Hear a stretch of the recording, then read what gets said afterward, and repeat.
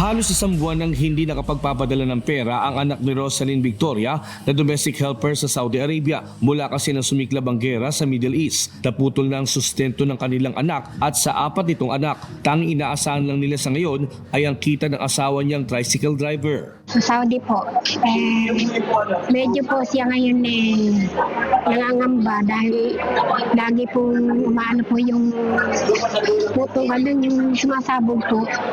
Kaya po siya laging nakaano po sa amin. Saka po minomonitor din po namin siya ngayon. May naiwan po siyang mga anak na maliliit pa po. Pero nang mabalitaan niya na may special help desk program sa mga pamilya ng OFW sa Malolos, pinilit niyang mag-apply at magpasa ng mga requirements para makapag-avail ng cash assistance.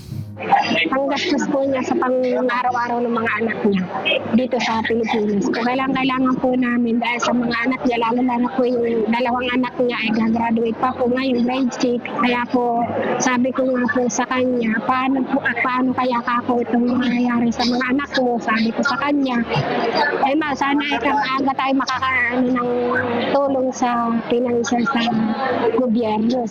Makalipas lang ang isang linggo, kahapon ay isa si Aling Rosalie sa 119 pamilya ng mga OFW na tumanggap ng 10,000 pesos na cash assistance sa LGU Malolos. Talagang humingi ako ng tulong dito dahil nabalitaan ko na nagbibigay ng tulong ang mayor natin. Kaya hindi na ako nahiyang lumapit dahil ang dami kong anak doon, apo, na nangangailangan ng tulong. Wala nga po akong magawa.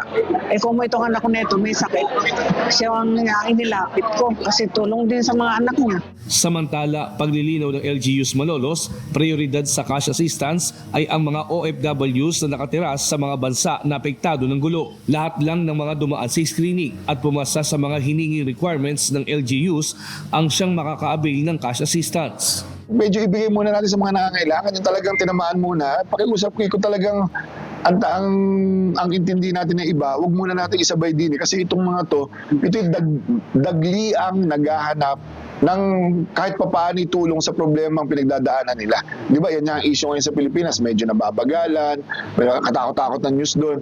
Pero tayo, isang linggo na tayo nag-aasikaso doon sa mga tinamaan sa atin dito.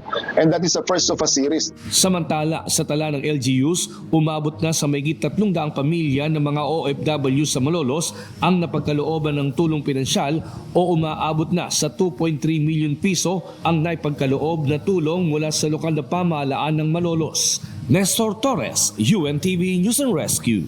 Diyos ang aming sandigan, serbisyo publiko ang aming pinahahalagahan.